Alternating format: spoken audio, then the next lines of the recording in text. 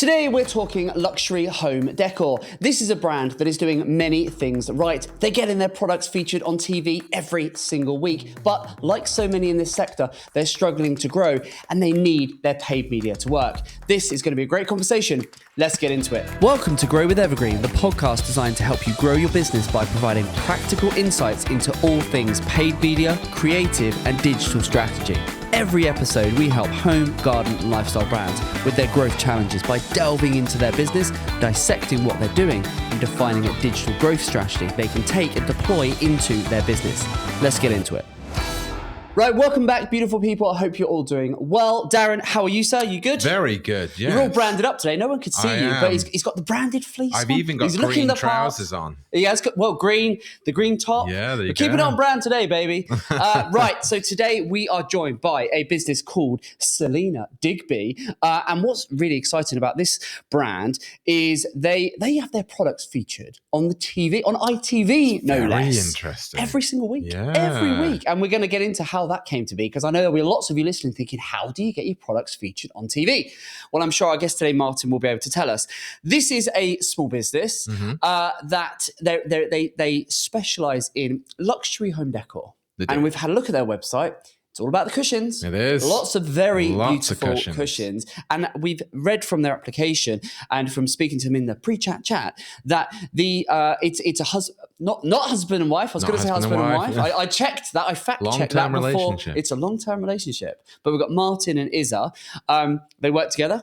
They live together, and Isa she designs. So I think she is Selina. We'll find out. We'll get clarification on that. But she designs all these products, makes all these products. So this is it's a small business. It's one where they are truly doing it end to end. Yeah. They want to grow like so many in this sector. They saw a cracking COVID. COVID was great. Yeah. How many times have we heard that? So lots of businesses in the home garden lifestyle space had a really good COVID. Post-COVID, pretty tough. And then this is a brand right now that is still in that point in their journey of we still find it really tough. They're dabbling with a bit of marketing, a bit of paid media. They're spending a few thousand, but they're struggling to make it work.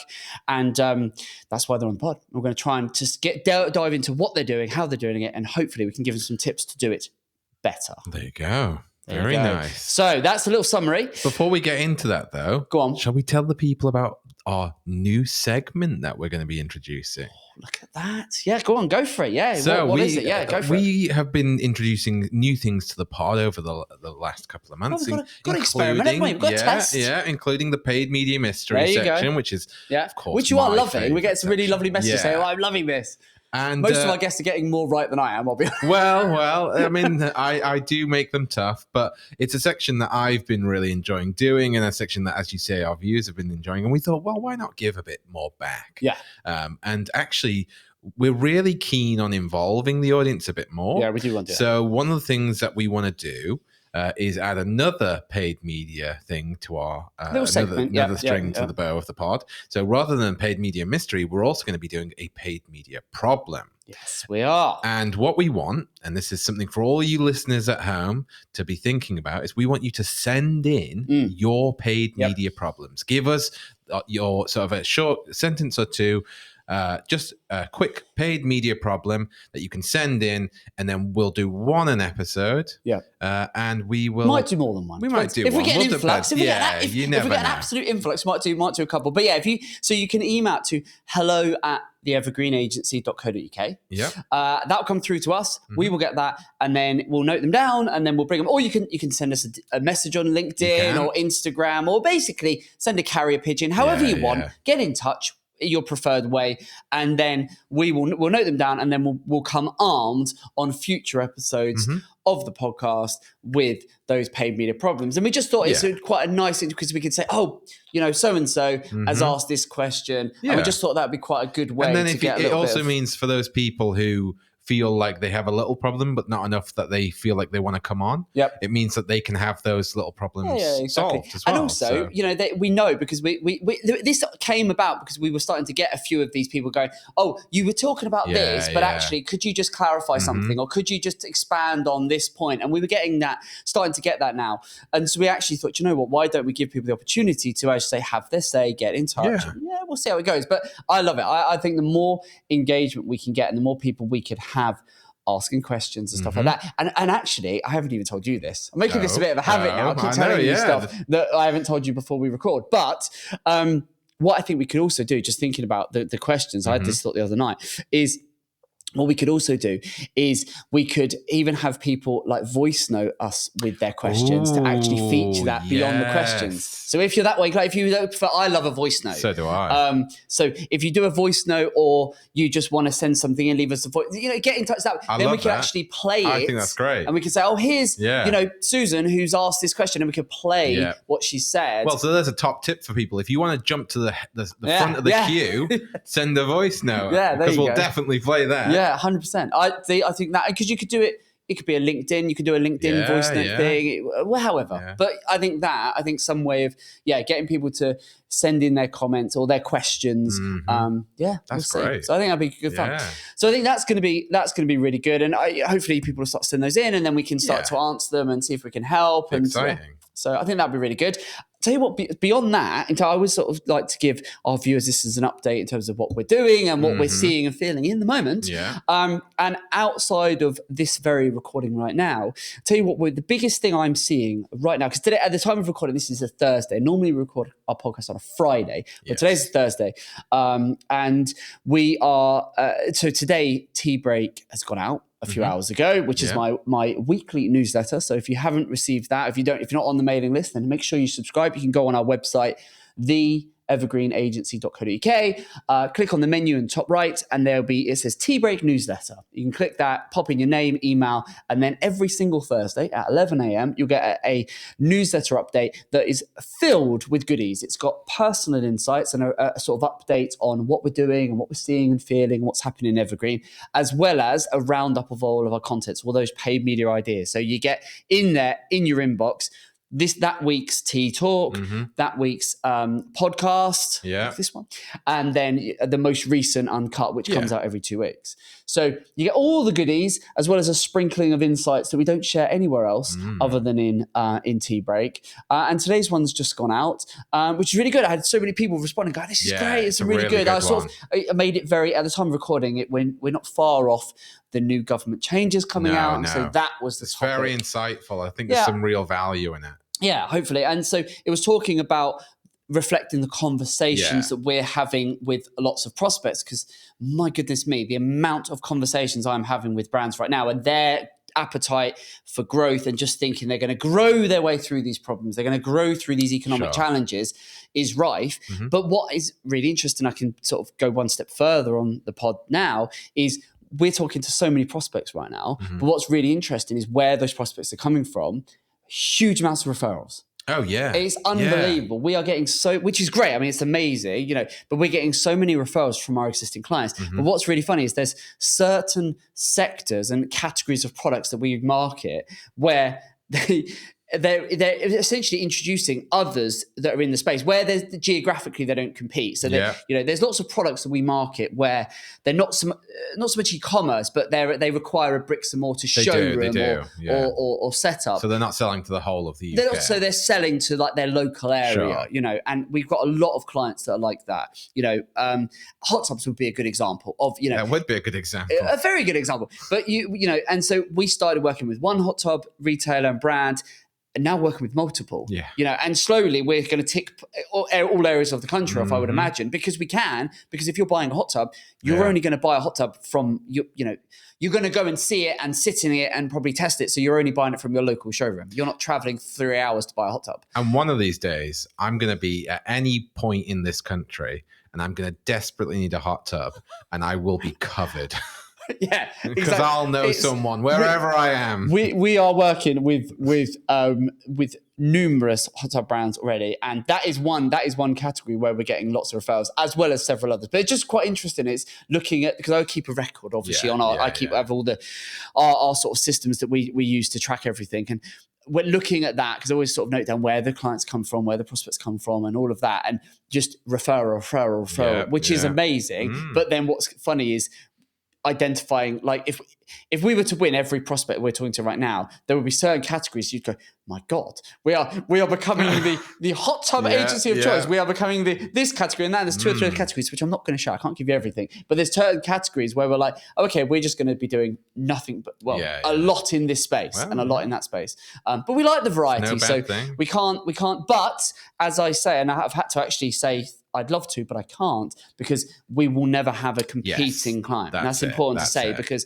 we have actually had to say no a couple of times this week. Yeah, you are right. We have actually had to say no. Where they were really, they were like, we really want, and we were like, I know, and I'll add you as like, first reserve if we can in the future. But right now we can't, because we won't have a competing client.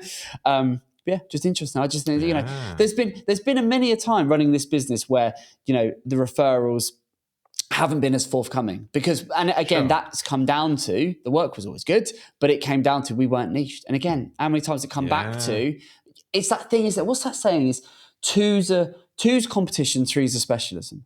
Have you heard that before? Yeah. That is so true. And that's what we had before. The evergreen of yesteryear was, we did all different sectors, all different, business types, B2B, B2C, professional services, home and garden, this, that, bit of everything. I'm getting dizzy.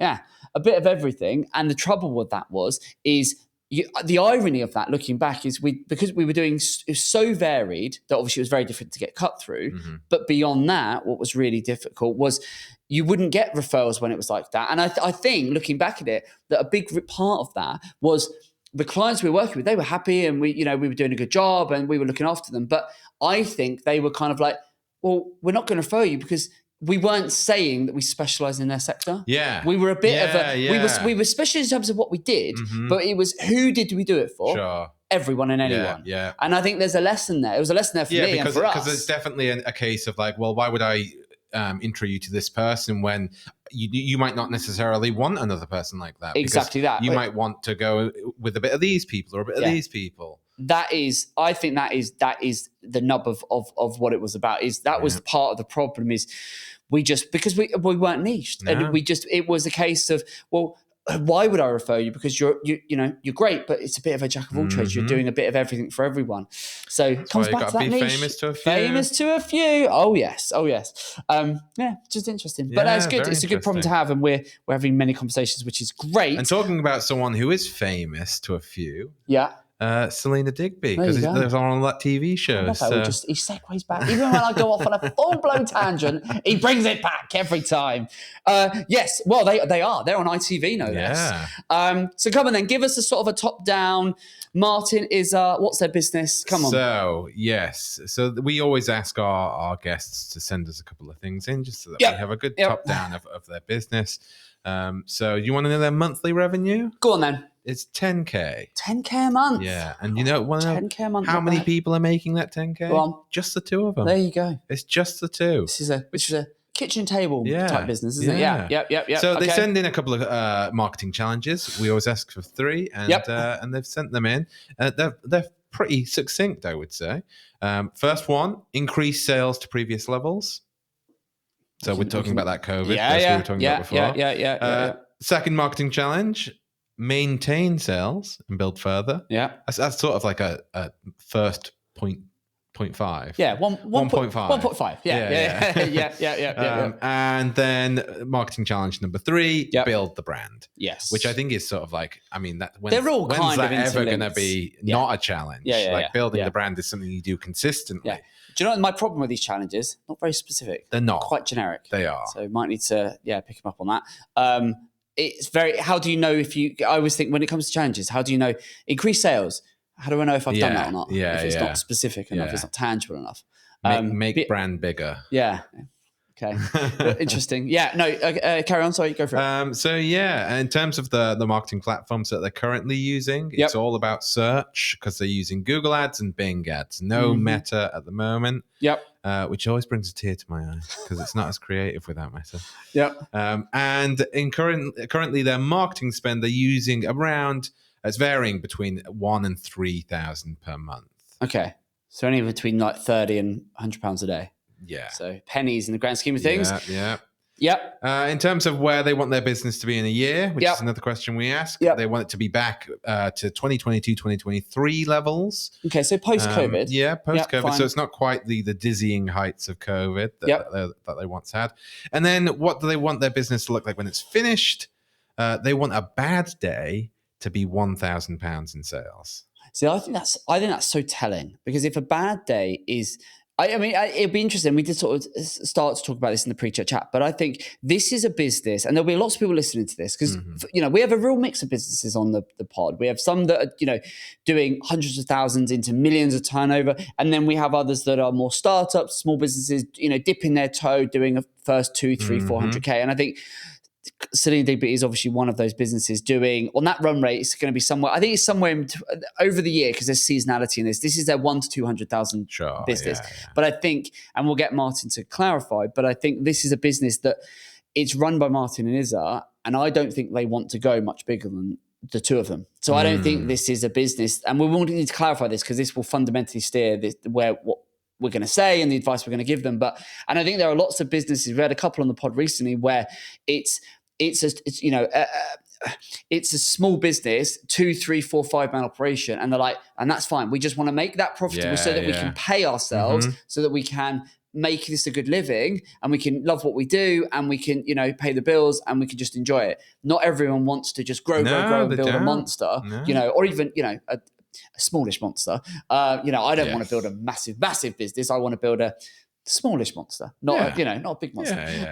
But I think, and some people just go, no, I just want, and I think this is going to be a case where Martyn just says, we just want to get it, to a certain level where it works for us both, and make a good living out of that. That works, and there's nothing wrong with that, and I think that's great. But I think that's really important, because that's going to steer the conversation. And if that is the case, then I think it's going to be lots of people watching this. So think, that's a bit of me. If I can just get it to do $250,000, 300,000, 400,000, $500,000, I'm set. Lovely, this works. Let's find out. And any other questions or any other? We always ask, what 3 questions would you like to ask you, Aaron? Yep. And these are interesting, because one of them's got us specifically mentioned. Ooh. One of the first one says, how can we get our sales back to previous levels? Which again goes back to one of their marketing challenges. Yep. Second one, where are we going wrong with our Google ads? Okay. So that would be interesting. Yeah, you can get right into that. And then the third one is asking, what can Evergreen do? Or what could we do? Yeah. That any previous people they've worked with just haven't been able to. Okay, well, I think in answering that, we're going to answer the previous question, which is where are they going wrong with Google Ads? Because where you're going wrong is what we would maybe do differently, or what we'd recommend they do. I think it's going to be good. Right, let's get Martyn on, get into this business and help him grow. I want to arm Martyn with some actionable things that he can take away and implement this afternoon. That is the brief. Let's do so it. you can measure me if I'm able to do that. Let's do it. Martyn, are you there, my friend? I'm here, yes. There he is. Martyn, how are you doing? You well? Yes, I'm very good, thanks. Yep. And I have to give Martyn a big shout out, because he said in the pre-chat chat that he's right in the middle of moving right now. He is, yeah. So I think you said, are you surrounded by boxes, or are you sitting on the floor in an empty house? Well, I've just saved one chair and a table which the legs just screw off. So I'm just sat in a big empty room with just a table, a computer, and a chair. I love this. You can picture the scene. I hope you've got a nice cushion behind you, though. I have actually, yeah. Oh, of course. I love it. Well, look, I really appreciate you taking the time, because moving is a stressful thing. So, thank you for taking the time. Although I suppose this is a nice bit of respite. This is a little sort of breather. Have you got yourself a nice drink? Are you all set up and ready to go? Yeah, I've got a Fanta. I'm ready. Fabulous. Not fabulous sponsored. Fanta. Right, amazing. Okay, so Martyn, do you want to just give us 30 seconds? What is Celina Digby? A bit of history, your business, over to you. Yeah, we started in 2018. I say we. It was actually, at that point, it was just Isa. I wasn't involved at all. So Isa started, because Isa can do the designs. I think you mentioned this in the pre-part. Sure. She does the designs, then she can actually make the products as well. So she basically started doing that out of our living room. She had a sewing machine in the corner of the living room. She was doing everything, basically. And we're just, at that point, just selling on Etsy and Amazon. Then it sort of got to the point where I say I wasn't involved, but obviously you talk about things, and we thought, can we do our own website? Can we build these sales? So we did that, and that was mid 2019. The website was launched, still selling on the other sites as well at that point. And then COVID came just at a very lucky time for us, and it just absolutely boomed. And it also coincided, I'm sure everyone remembers, there was stunning spring weather when in that early part of lockdown.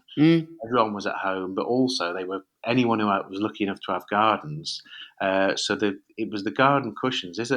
Really at that point, all Isa was selling was garden cushions in about 3 or 4 designs. It was really, really not very much range of stock. And it was those garden cushions that were just booming so much that it's kind of like, okay, well, what else can we do? And then we thought like seat pads, pads for benches, garden kneelers. So it was, and at that point, it was still all garden products. And then it was like, next stage was going into velvet.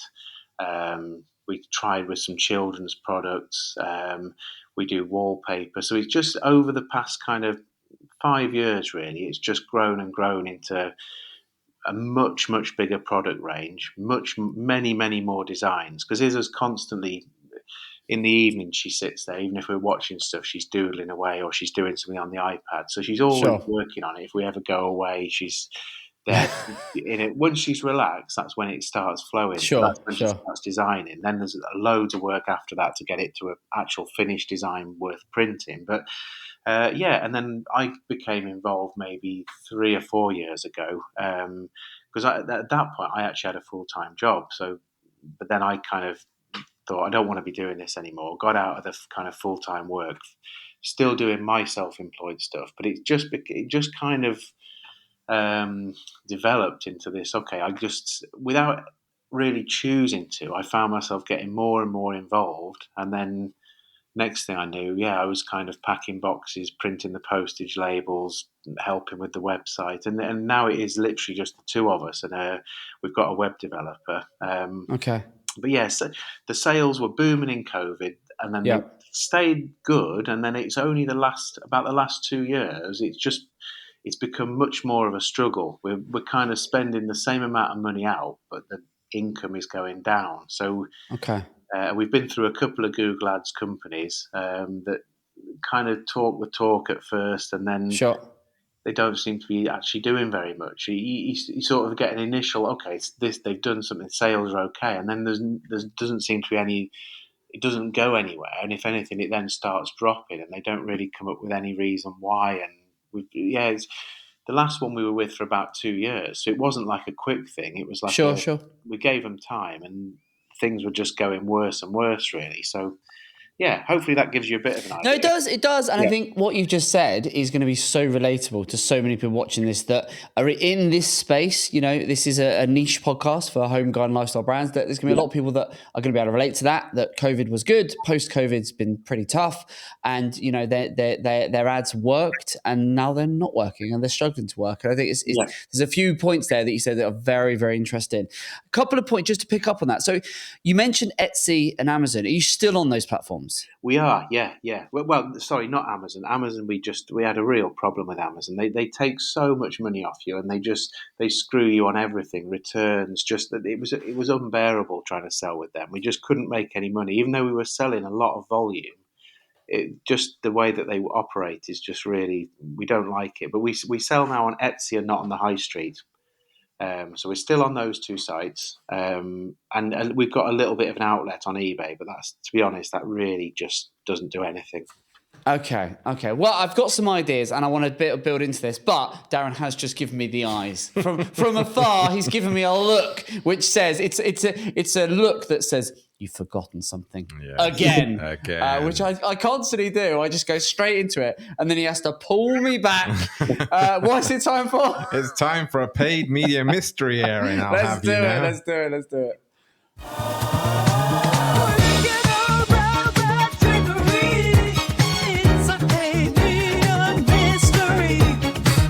Come on, got my game face on today. We can't skip this. It's my favourite part of the show. And now, Martyn, we now get our guests to help with the guessing on this. So Darren's going to ask us a question. He's been making them very relevant of late, so you better not let the side down today. And then we'll have our best stab in the dark. Yeah, so it's time for another paid media mystery. And of course, you're both here to answer the question today, but also those people watching at home or listening can also give it a go because, of course, we're going for a multiple choice question. Of course. There we and go. of Let's do course, this. it's home decor related. Okay. So my question for you today is, what is the average conversion rate for home decor e-commerce websites in the UK? Okay. Is it A, 1.5, B, 2.5, C, 3.5, or D, can you guess it?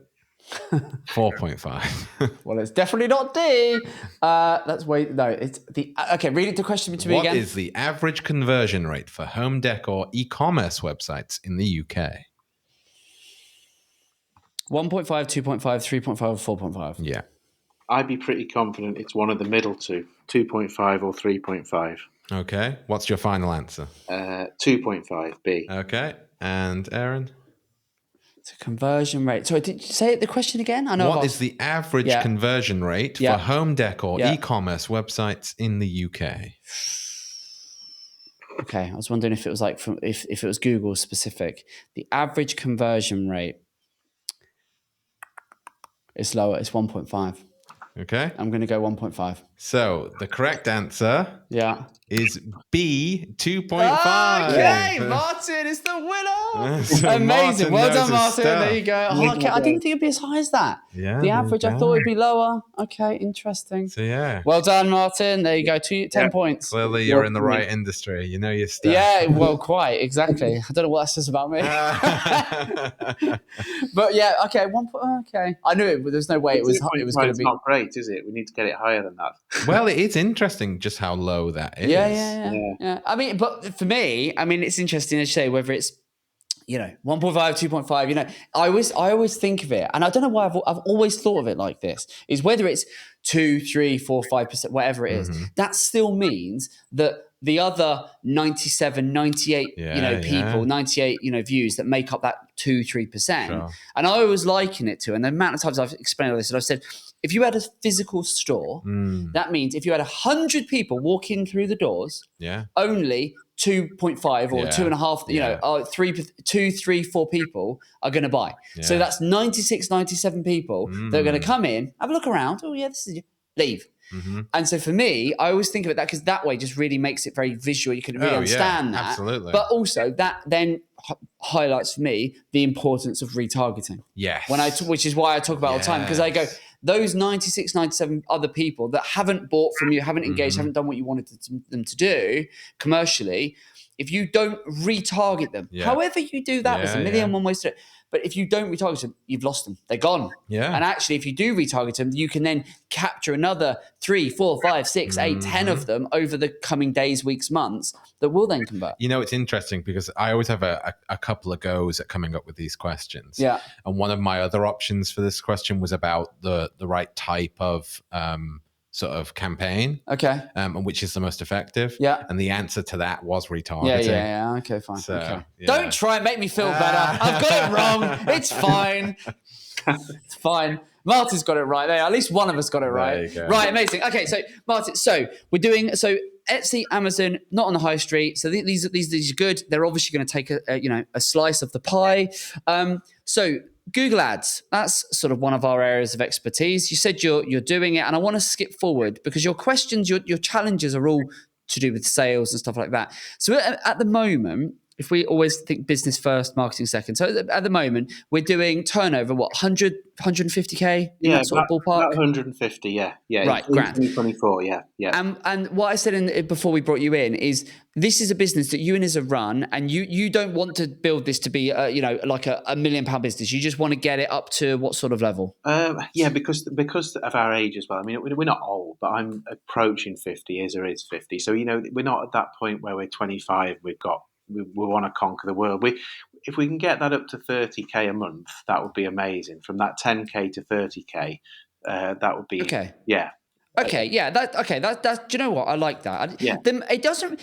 I just think it's so important to have that target in your mind because there's so many businesses that don't have that you ask, well, we'll see how it goes. But having that target, having that makes what you need to do and getting there infinitely more achievable. And what you've experienced in terms of it being a tough year or so is so relatable and so similar to many, many other businesses in the space.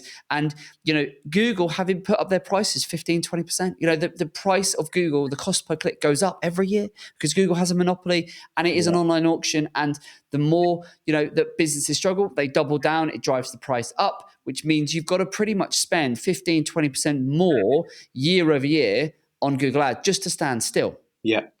That in part might be one of the reasons why you're maybe seeing less sort of bang for your buck in terms of return. Obviously, I'm doing this without seeing your ads, but just give me a sense then, because if we know we're doing 10K a month average now, we want a 3x it.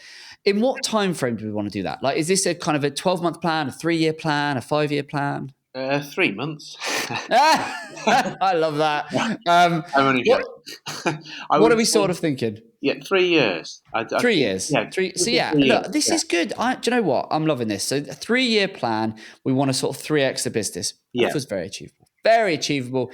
And so then what we've got to do is look at this and go, right, 3-year plan there. What does that therefore mean we need the business to be doing in, say, 1 year? So a third of the way to it. So if we can get from 10 into, the mid-teens in terms of turnover, get this up to 15, push it towards 18, 20K in the first year, that's going to be a huge step in the right direction and turn the tide on what you've been seeing, which is a gradual sort of slowdown and decline. So the big thing for me then at this point, what I'd want to know is, as a business, where are you getting that 10K from? So do you know what role and how important, say, a Google Ads is to the business? So if you were to turn off Google Ads, what would that do to your 10K?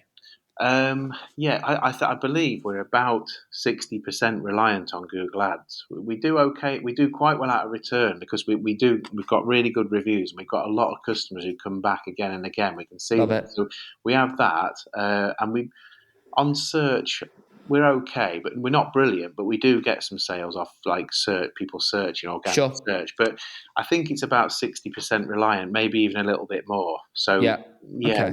we're pretty heavily reliant on it. And most small businesses in this space are reliant because it works, because it's the shopping feed. It's all about Performance Max and shopping, because when someone searches for a product, a cushion, a seat pad, whatever, what's coming up top? It's those shopping cards. You've got the picture, you've got the price, you've got the title, you can click it, you're straight into the product and you can buy it. It's very easy. It's a great user experience. So it works. And the trouble is, that, but your competitors know that, which drives up the price. So the shopping network is what it makes sense that is the lion's share of your budget. And I've had people on the podcast where their business is entirely reliant on that platform. Are you doing email marketing? We are. We're not brilliant on that, I must admit. We do it, and recently we have stepped it up a bit. Actually, we're doing maybe one a week, which probably still doesn't sound much. But before that, we were lucky if we did one a month. We just we got. And what are you doing in that? Is it sales? Are you doing a bit of what's the content of those emails? What we found over the years is that if we don't put some kind of discount or some kind of offer, that it's just pointless. That we don't get any conversion off it at all. As soon as we put some kind of offer in there, and our thinking is that, well, they're customers that we've got that we're not going to pay for a Google ad for it. So we might as well actually give them a discount, which is effectively the same as the cost of getting that click on Google if it converts to a sale. So we normally do at least a 10%, sometimes 20%. It just depends what's happening at that time, how sales are, what kind of, because we're a very seasonal business as well. So it depends on that as well. Yeah. I mean, I do think with sales is always an interesting one. And, there's lots of schools of thought on this. Some brands, businesses like to, discount. Others, more pick and, choose when to run sales, only at only on Black Friday, only for, peak and this, that, and the other, peak sort of sale season. So I'm not going to tell you what you could and should do, but I think generally speaking, I think it's for a lot of brands in this space, it depends how you want to position the brand, doesn't it? From do you want to always be seen as sales, or do you want to be more of a premium based on your price point and so on? But what you said about if you're not paying that margin to Google, you could in theory discount it. That stands true from a messaging standpoint. And I think with email, email is a very powerful platform, but to spotlight different products, to really showcase the lifestyle, tell the story of the brand. I think it could do all of these things alongside have any sales and discounts. So I think testing, experimenting, I think could be quite good with email. But email is a very good channel. I think for you, could be very powerful. Do you know if the database that you've got with your email, are you taking that and plugging that into like a Google so that Google can learn who your customers are? Are you doing any of that? I don't think so. We were on MailChimp, just literally Okay. briefly subscribe through the website to MailChimp, Yeah. but then we swapped to SendGrid. Okay. It's massively cheaper and does the same thing. So, like, I don't think that does any kind of communication backwards and forwards with So Google. it's something for you to go away and ask your agency, but I would hope that they are taking that data and plugging that into a Google or a Meta or anything like that. Because basically what you want to do is educate Google on these platforms that, hey, these are our customers, one for retargeting, but also from a, educating in terms of this is who buys the product. So, like, That's all good stuff. Customer type, that Yeah, kind of thing. Yeah, all of okay. that. That's beautiful. That's really interesting because that's one thing we definitely have a certain type of customer. And what you said before about we don't really want to be that. I know exactly what you mean. Where there's some brands where it's just permanently everything's on Yeah, you sale. don't want to be the Don't want to be DFS, do that. you, of the No, home no, accessories? exactly. Yeah, to me, that just seems false. It's just like if you've got a sale on 12 months of the year, it just doesn't. It's not a sale. Yeah, Yeah, yeah. exactly. So I know what you mean there. We don't want to do that. So, and we notice. I don't want to sound too. We notice where we're sending a lot of our products, and it's our kind of customers are quite affluent. They're a certain age, and they're Yeah, quite affluent areas and yeah. addresses. So I think we want to go more towards that kind of luxury end. That we're not constant sales, but occasionally we will give you, as a loyal customer, we'll give you a bit of a discount. Yeah, and that's where most of our clients sit, is Yeah, that sort of mentality of like, I'll do one occasionally, but sparingly. It's not the norm. yeah, And I think, as you say, if this was my business, what I'd be doing is, Google ads, Bing ads, that makes sense as what's going to drive this. Because as I say, you're going to need to get in the shopping, you're going to want to be in the shopping feed. And yes, you could get a little bit of organic exposure in the shopping feed, but Google, shopping ads, they're pay to play. So I think I'd be doing that. I would definitely be doing email. I'd be mixing it up and trying different things. I yeah, think I often talk about BEAR, which is, it's an acronym that to understand your online business reliance on channels. So, the B is for brand. So understanding the role and the brand plays. You've got some exposure on ITV, which I need to ask you about how that came about. But, you've got some brand awareness there. So understand what role that plays. The E is for email. The A is ads, which is going to drive it. And then the R is your referral, your recommendation, and everything else. So understanding that in terms of, well, what role does our brand play? What role does email play? What role do ads play? And then looking at how that's changed and what going forward, what that's going to need to do. Super useful exercise, and it will help you start to understand that, okay, if we're going to take this business over the next couple of years and 3x the turnover, what role do we need ads to play? Because right now it's playing a 60%, which means it's generating 6, 8, whatever thousand a month. Okay, is it going to still be a 60% reliance on a 3x turnover? Because if it is, then what does that need in terms of it needs to contribute to our overall revenue? And then what is our return? Because then we can figure out what we need to invest to make that happen. yeah, And we can start working towards that. Does that make sense? Yeah? yeah. Before we go any further, are you enjoying today's episode? If so, you'll love our other show, Tea Talks. They're short, informal chats where the Evergreen experts and I share actionable nuggets on all things paid media, creative, and digital strategy that we use daily when growing our clients' businesses. And best of all, much like this podcast, it's completely free. So if that sounds like something you'd be interested in, see the link in the description. Now, let's get back to it. So there's a few things there. Before I go any further, though, I do want to just quickly segue. The ITV thing, because I touched on that at the very start. So you're getting your products on the one or two shows every. Just how did that come about? And just give us a little bit, because there will be people listening and watching this thinking, I'd love to get my products on the TV. How did you do it? But to be honest, I don't actually know how they found us. I never actually asked the question, but they approached us, and this has happened a few times actually. We had a cushion on Coronation Street just before Christmas in a Christmas scene. They approached us, but the ones on Love Your Weekend, it's a Alan Titchmarsh program on every Sunday morning for about 2 hours. Okay. And it's kind of guests on a sofa where he chats to them, that kind of format. Yep. And it was about 2 years ago. They approached us and just said, "We love your cushions. Would you mind sending us some for the show?" And of course, we were like, "Yep, fantastic." And it had a massive impact on sales. It was um, that whole series, because it's on every week and it's on for about 8 months of the year. It's a long running series. So, Good one. and they've come back to us. I think we're on to about the fourth lot now. The fourth time that they've said, right, we're doing another new series. Can you send us some more cushions? Love that. What a The compliment series to is Isa. split basically between two halves. So it's kind of like, although it's only been about 2 years, it's been kind of four small series which spread over about 8 months. If that makes And sense. can you see a correlation between when it airs and then you get an increase in sales? Yeah, absolutely. It was much. Interesting. They used to have our ferns cushions on there, which is our biggest seller, and Sure. then because that's quite an easy thing to search. People could just search for ferns cushions. Love your weekend. It was very easy to convert. Whereas the ones we've got on there now, more like a floral with birds, like a gold type of cushion that's on there at the moment. It's not as easy for people to search for, but we're still seeing that every Sunday morning when it's on. We see a spike in sales. Love of that. cushion. I love that. Alan Titchmarsh's on, right? The tills are Yes. ringing. I think it's interesting I as love well that. that you mentioned Coronation Street. My mum is an avid watcher of Coronation Street, and she has been my entire life. Okay. Now, my mum and I are in different worlds, Yeah, and I can say that because I know she won't listen to this. But I can call her, and so a lot of the time when I'm telling her about things I've worked on, she does not she just doesn't understand it. I can call her up and I can say, we had someone on the podcast.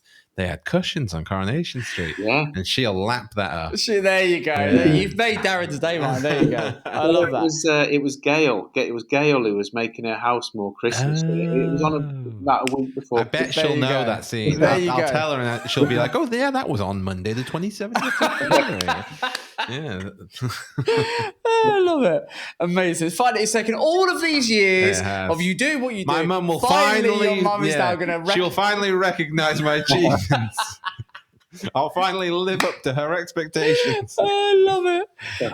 Amazing. Right. Well, there you go. There you go. So, I mean, what a compliment that is to Isa, though, in terms of they've seen, obviously, the researchers, whatever, looking for nice sort of products that, you're not just going to find on the high street. Yeah, Beautiful. Yeah, I don't. As I said, I might actually ask the question because we're still in touch with the girl who originally found us and asked. Sure. So it would be interesting to know how she came across us. Yeah, well, yeah, because if you can figure that out and understand how they search and what sort of things they put in, then you might be able to, optimize and get even more of that because that exposure's, it's great. That's amazing. I love that. Right. What was I saying? So how do we grow this business? Your Google Ads, what kind of return are you getting right now? So if in terms of for every pound you put in, do you know what your ROAS is, what that sort of that looks like? Yeah, I think it averages about 3 to 3.5. I say averages. No, that's probably on a good. If we're on a good spell, it's probably 3 to 3.5. If we're on a bad spell, it's probably more like 1.5 to 2. So it's very up and down, to be honest. But in the past, this is the problem. It has been consistently like 3.5 was kind of like, oh, that's a bit disappointing. Sure. We've known it to be 4.5, and just recently, it just seems to be a real struggle to get it anything kind of like above 2. Okay, wow. And the cost per and at 2, that's you losing money, right, or breaking even at best? Yeah, just really breaking even, and they're not really breaking even on the product, and that's without obviously any of our costs of running the workshop, paying ourselves, anything like that. So, yeah. I think so. If this was my business, what I would do here is I would have a look at your data and I would look at what is working because this is a business. You're only doing 10K. That means you're going to be, Google Ads. If it's 60%, is it going to account for £6,000-7,000 worth of turnover? And you said you're spending between 1,000 and 3,000, which would make sense. If you put 3 in, you're getting 6 out. You're kind of doubling your money. The numbers are quite small. So I think because how many different products have you got? There is a lot actually. probably say that you're right. I really wouldn't know, but I would guess maybe about 100 actual products, and then within Right. each of those, there's variations on That's what I mean. size and things like For a that. small business doing 10K, that's a lot of products. Yeah. So, and I see it a lot. And so what I would do is I would focus on my best sellers. Yeah. So Darren and I often talk about being famous to a few, and I think you need the same mentality when you think about your products, because you mentioned a couple of times like the fern cushions and stuff like that are really popular. So I would, as a business, you and Isa are going to instinctively know what are your best sellers. Yeah. You know, which are the ones you go to products, the ones that you know. So I, both in terms of design, but also in terms of products. And Yeah. I would be focusing in, and I would be looking at the data, not just Google Ads data, but I would look at your actual sales data, because I use Shopify. At the moment, we're BigCommerce, but we're just about, with our developer, we're just about to go back to, I think it's WooCommerce, because we went up about 3 years ago, and we don't actually know why we did it. There's nothing that we need Sure. that's in BigCommerce that we couldn't do before. I don't actually know why we did it. Someone said it was a good idea, and we did it. Fine. Yeah. So yeah, we're just about to go back to WooCommerce in about the next week. Okay, amazing. So, yeah, I mean, they're all, you know, these systems are WooCommerce will be more than sufficient for your needs, I'm sure. Yeah. And I think what I'd be doing is looking at your big commerce data. So looking at basically your sales data, I would pull off a good exercise to do when you're in your new house and you've moved and you're all settled. Yeah. I would pull off all of your sales data for the last couple of years, and I would look at it on a category by category basis, and I would figure out what are your best sellers in terms of designs and styles, but also and colorways, but also products, and identify your top 20%. Yeah. Right? Because I think this is a business that it's the classic 80-20. And I would look at your top 20% of products and bestsellers. And then I would cross-reference that with all your Google Ads data. And it will probably quickly identify, and you'll be able to see, these are the front runners. These are the big ones. And then with the volume of budget you've got, I would just focus in on those bestsellers. Because what you're doing is, which is what so many small businesses do, is they don't want to commit to any one thing. So they sort of spread themselves so thin. And you end up, if you're spending even £3,000, which is what you said it was the maximum of your upper limit. Yeah. If you're spending £3,000 a month, that's still only £100 a day. Now, if you've got £100 a day and you've got 100 products, in theory, and this is not how it would work in practice, but in theory, you are investing £1 a day into each of your products. Yeah, which is nothing. It's never going to work. It's never going to work. And so, do you see how that's the problem? Yeah. It's what you need to do is hedge your bets. You need to actually go, well, I'm going to put my money where I can be as confident as possible that it's going to get the best possible return. Yeah. And so if your data, it says the last couple of years that the fern cushions are by a country mile the best sellers, then it makes sense to say, well, do you know what? I'm going to put my marketing budget into that product, and I'm going to focus in shopping, Performance Max, whatever it is you're running. You need to look at all of that.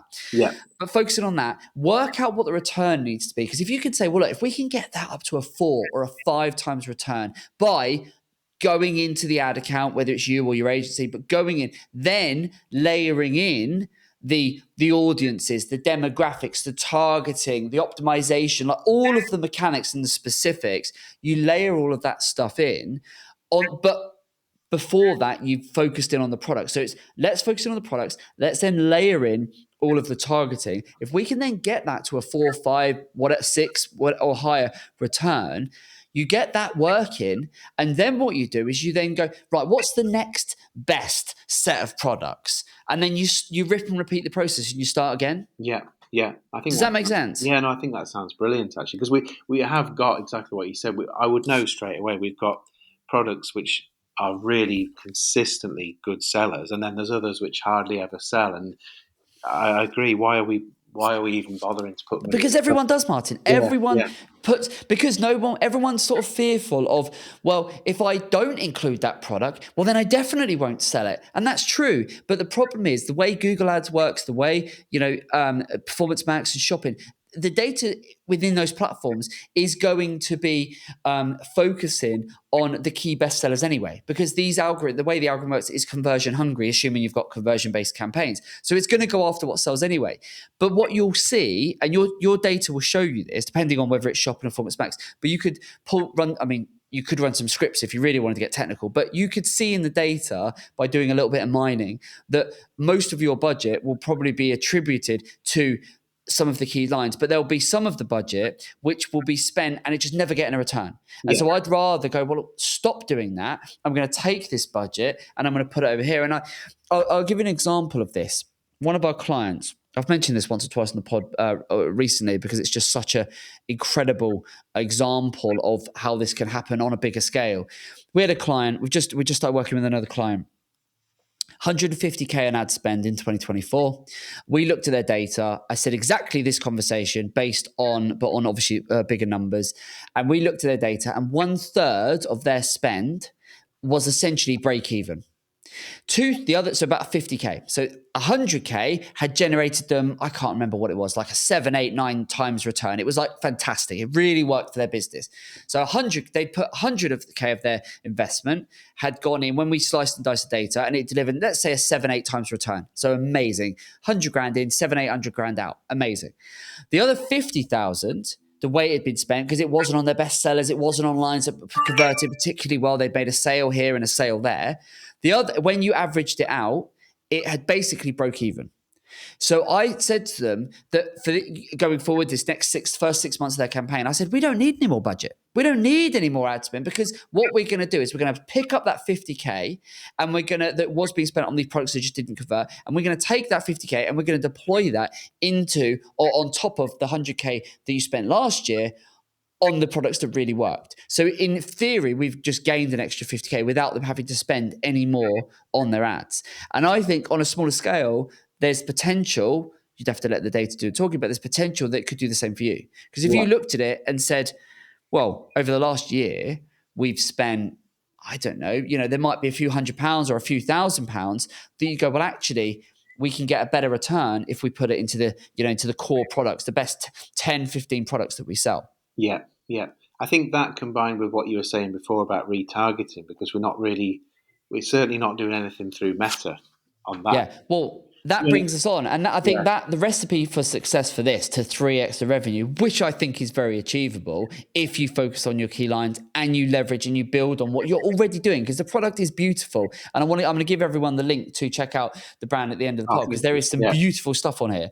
But what I think you need to do, I think the secret sauce for this is Google Ads, the way I've described it. You focus on your top 20%, and then you put that first, and then you layer in and you double check all of the settings, all of the audiences, all the optimizations, all the assets. You really go to town and you really just sweat the small stuff on that. Yeah. But I think the flip side of that coin is Meta. I do, and you said you're not doing Meta at the minute. No, we used to, and then we had an issue where we couldn't ever get anyone or any data to tell us whether we were actually getting a return from it. So it was kind of like that risk. Is this money just going down the drain, or are we getting anything from it? So were you not tracking conversions then within Meta? No. Well, so there was something with our ads agency before just weren't able to tell us. For whatever reason, I honestly don't know why, they weren't able to tell us anything that was coming from Facebook and Instagram, Meta, basically. So we just never knew. And no matter who we spoke to, our developer, the ads company, no one could tell us. Right. So we just kind of thought, well, let's stop it for a bit and see. And then we stopped it for a bit, didn't really have any conclusion, and then we got a fraud on our Facebook account where they took loads of money out of our account. We resolved it and got it all back. But then it kind of just put us off, and we've been without Facebook ads now for about 18 months, I would say, at least 12 months. So 12 to 18 months, nothing. And obviously, in that time, our sales have dropped. So shows the importance of Meta. I think, I'm not saying it's just that, obviously, but could that be a factor? Yeah. I would say 100% it's going to be a factor. Yeah. I think because, do you know what, Martyn, Meta is an amazing platform, hugely powerful, particularly with your target customer. Yeah. That Facebook, Instagram is going to be amazing. And it's such a visual product. Yeah. It's so visual, it's going to sell itself. So I think that is an absolute must. But what I think you need to do with Meta is the retargeting piece. It's taking your data from your SendGrid or MailChimp, and it's plugging that into Meta. It is getting the meta pixel on your website so you can capture those people, those other 97, 98 people that don't convert, you can get them and you can keep the brand top of mind. Yeah. You clearly need to get some help with someone that can actually get this thing set up, because there's no reason at all why you shouldn't be able to get that set up so that, you know, you start to see the return and so on. Yeah. That's part of our problem. We just wouldn't even know where to start with that. And no, most wouldn't, but you know, and I'm happy to point you in the right direction if we speak afterwards, and get that set up and stuff like that. But get those ducks in a row, because Meta, the combination you need is the targeted Google ads with the search, as I've said, or the shopping, as I've said, and then Meta for retargeting, keeping the brand top of mind. And I think what you do on Meta is you have a product-based campaign where you show the products, you show on a carousel the products, and you can do it in a dynamic way. So you re-show them the products they've seen on the website. Beautiful. Yeah. You could further incentivize that with a little cheeky discount or something like that, you know, on a time sensitive nature, something that could work. But then you also have the other, you know, you have some other creative messages to think of it almost like to basically keep the brand top of mind. Yeah. You know, I know if that is going to be, because it's such, and I would put Isa on it if she's happy to be on it, you know, as a bit of the face of the brand, and this is Selina, and all of that, tell that story. Very powerful. That combination, paid search because if you think about it, the reason it works is I think of it like a funnel, right? Visualize a funnel. So paid search, people are searching. So top of funnel, we want to capture them when they're actively looking. They're going on, they're looking for, do you know what? I need some new cushions for my lounge. And they're going on, they're looking for nice designs and so on. So they're actively looking. So we want to capture those people, and some will convert there and then, but most won't. So then what we want to do is we want to use Meta to basically keep the brand top of mind. So when they've looked, but then they get distracted, they're off making dinner, the kids are playing up, this, that, and the other. What you then want to do is that evening, the next day, the next couple of days, is your ad pops up. They're on Instagram, and then your ad pops up. It says, hey, look at these beautiful cushions. Remember, you were looking at these yesterday afternoon. And that's how we keep the brand top of mind. And then you can incentivize and you drive people back to the website. So it's that perfect, beautiful combination of paid search to capture them when they're looking, and paid social to keep the brand top of mind. Yeah, sounds good. And then if you layer in the audience in, because all of the audience-based stuff, you can layer that into Meta like you can with Google. You plug your email list into both. Very simple stuff, but very effective. And those things combined means when you have your £2,000, £3,000, £4,000 budget, you got to squeeze as much out of it as you possibly can to maximize that return. And I think the prerequisite of all of this is focusing on that top 20% of products. Yeah. So that you do those things, I absolutely reckon, because you've got so many of the basics in place. Great product, good USP. You know what it is you do well. It's these cushions, it's the seat pads. So you've got so many things set up here. It just needs a little nudge, and it just needs a little guidance on being able to get the most from Google search and the most from Meta. Yeah. I genuinely think you could 3x this I think you could do it in quicker than 3 years. I really do. Yeah. It feels like we're invisible. That's how it feels. It feels like we not being big headed, but we know we've got good products that are well made with really good materials, and we're just not. No one can see us, and that's the frustration. It's like, do you know, I feel so sorry for you saying that, Martyn. Bless you, because that there will be so many people listening that can relate to that, and I get it. But this is the thing. That really just breaks my heart, as you say, because it's. I totally get what you're saying there, because there's so many small businesses that are like that, because you know what you do, you've got a great product, you love it, but it's like, how can you stand out? And I think it goes back to what you said earlier. It's that famous to a few. You've got to just be specialized. And I think you've got lots of products. I mean, I say you've got tableware products, you've got fabric by the meter, we've got wallpaper, but quite a lot here. I would double down and go, what is it we want to be famous for? What is our best sellers? And just focus in on that. Prove the model with that. And then you leave that. Once that's running, let that thing churn. Let it just go, and it will run on its own momentum. Yeah. And then you say, I'm going to take a little bit of the cream from that, and I'm going to start something else. And I'm going to try the next category and try the next category. Yeah. Yeah? Yeah. Sounds good. I love it. Well, look, I think we should leave this one here, but I really hope you take that advice and you get that implemented, that perfect marriage of paid search and paid social for your top 20% of products. I think do that over the next 6-12 months. And I reckon you'll turn that tide, turn that corner, and you'll really start to push this thing on.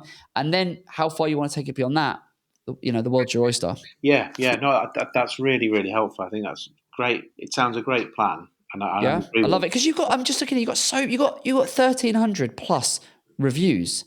Yeah, and that's the thing. The reviews are consistent. They're So good. amazing. Yeah, and Isa's got amazing design. She wouldn't admit it herself. She really wouldn't, but They are beautiful. I know, and she's really talented, and she's just she doesn't realise it, but she is. And I know we've got. They're great so lovely. I'm just reading Yeah. through. Like your customers love your products. Yeah. Like genuinely. It's so right. Everyone watching this and listening to this, you need if you need a little home decor, little sort of improvement here for the lounge. You need some new cushions or seat pads for the garden. Yeah. And coming up the summers, the I sun's think out. my wife might be all over this.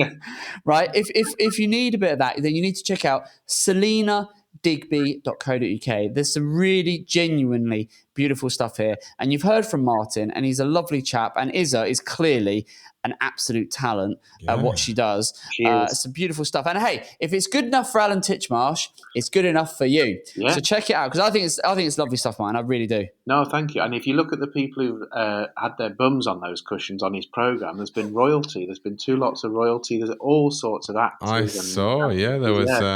so many people on there.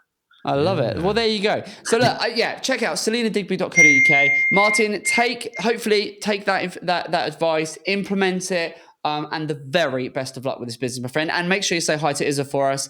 And thank you so much for being on. Will do. Thank you both. No, thanks a lot. All the best. Thanks, Martyn. Take Thanks care. a lot. Thank you. Well, there you go. What a lovely chap he is. What a lovely guy. I Very love getting lovely. lovely people. Weren't we Yeah. saying, actually, only this morning in a very different context, but weren't we just saying that working with home garden lifestyle brands, Yes, just we really were. lovely We people. were, yeah. We are so lucky. We are very genuinely lucky. get to work with such lovely people and talk to such lovely people. That was really good. I really hope he takes that, because like so many guests we've had on the pod, when they're sort of small businesses, owner operator, bootstrapped, what is so nice about what he was just saying there? He's so humble, and just like, look, we're not trying to build a company to make millions. We just want to make this work and get to 400,000. If we can do that, that's really nice for us. And it's like it feels like all they just need is a little bit of an arm around them, which is what we try and make the podcast to be, is just take those little few golden nuggets, implement those things, ask your current agency those questions, go and say, right, are we doing this? Could we do this? Can we connect, our email listing? Let's get back up on Meta. Let's make sure we're showing our products. Take that advice in terms of identify the top 20%, implement that, and just focus, put your eggs into that one basket for a period of time. Focus, place your strengths. Don't spread yourself. Everyone wants to spread themselves so thin. Honestly. Well, look, there you go. Hopefully you have found this as useful as Martyn has. I'm eyeing up some of their products. There's a lovely children's animal booster cushion here. Are you thinking for Litland? Yeah. Oh, gorgeous. Right. Well, there you go. I think if you've enjoyed this episode, we'd love it if you give us a review, a rating. It'd be much appreciated. I think we're up to a grand total. I had a look on Spotify. Oh, yeah. Do you know how many 5-star reviews we've got now? How many? 7. Really? Yes. Okay. Which is not bad, considering I'm looking we've this been up. we're quickly approaching our 50th podcast episode. Which, actually, I've got to tell you this. So I saw, I don't know who it was, but someone posted on LinkedIn that, we know all the podcast stats of like so many podcasts only get to like 3, and then so many, very few get to 20, but where we are now, we're basically podcast veterans. Really? Do you know that now? Because we're fastly approaching 50, and apparently it's like the tiniest percent of podcasts get to this point. Really? Like, I read. I should have screenshot and sent it to you because I read it, I'm gonna look and it up. I thought like, wow.